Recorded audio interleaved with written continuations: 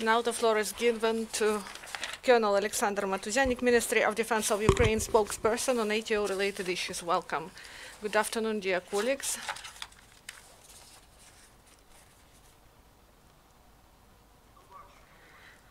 During the last 24 hours, the situation in ATO zone escalated. The invaders, as previously, continued to ignore ceasefire and increased, compared with the previous day, the number and intensity of armored provocations. The enemy was the most active during light hours, and the enemy shelled positions of Ukrainian defenders, including with the use of mortars prohibited by the Minsk agreements, weaponry of IFVs, and grenade launchers. And these illegal actions of the occupants threatened lives and health of our servicemen, and they were forced from the first time from the start of the New Year and Christmas ceasefire to adequately respond. Now information in more detail. In the Lugansk sector, for the first time in several days, there was rather long-term enemy shelling. For about 4 hours, illegal armed groups fired at the positions of our defenders in Svetlodarsk Bulge. In this time, in the suburbs of Lugansk, pro-Russian forces launched 47 mines with the use of 120mm mortars in direction of the positions of the units of the armed forces of Ukraine. In the region of Svetlodarsk, the militants delivered intensive shelling with the use of large-caliber machine guns and grenade launchers. Our servicemen in the Lugansk sector didn't respond to enemy provocations. In the Donetsk sector, Russian occupation forces during the day twice shelled with the use of infantry weapons, and they used it against our positions on the approach to Novotroitsk. The enemy used also sniper fire. These enemy provocations lasted with some interruptions for 2 hours. And during the day, Russian mercenaries used near Pavlopil heavy 120mm mortars, launching at our defenders 6 shells. Also, later, the enemy was active near Talakivka.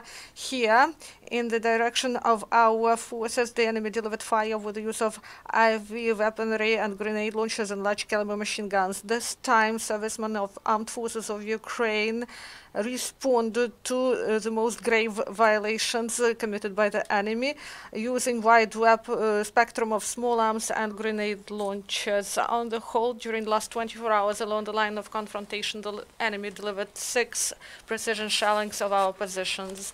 In the result of enemy shelling, no Ukrainian serviceman was killed, but near Svetlodarsk and Novotroitsk, 3 Ukrainian servicemen were wounded. One of them is in a heavy condition. The wounded were delivered to military hospitals, and they were provided with medical help.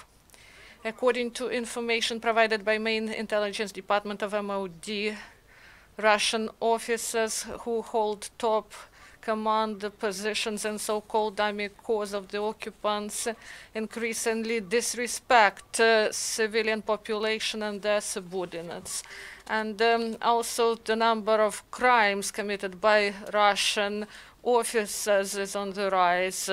And the bright example that characterizes their behavior is the incident that happened on the 6th of January, allegedly for inappropriate completion of the order of Russian officer, deputy commander of the unit, demonstratively bet the subordinate and didn't allow him to refer for medical treatment after this brutal beating. And also the Russian command changed the order of discharge of the mercenaries from those who were recruited from local population. Since recently discharge of private and sergeants is taken, the decisions about the discharge of private and sergeants is taken by headquarters of so-called corps and not by brigades and regiments, so-called brigade and regiments commanders. During Christmas holidays, officers of Center of Civil and Military Cooperation, Mariupol Mariupol, visited Respublika Pilgrim Children's Rehabilitation Center and Sonichka Orphanage Home, and they officers provided sweets, tea, books, and from volunteers from Odessa and Kiev, and on the whole, a celebration of Christmas, and the servicemen celebrated Christmas in ATO zone in full battle readiness, and the chaplains ministered the prayers, and the commanders greeted the military personnel, especially those who hold frontline positions, and the 12 fast meals were prepared, and carols were sang, and they remind our servicemen that they are waited back at home with victory and peace for the whole Ukraine. Thank you.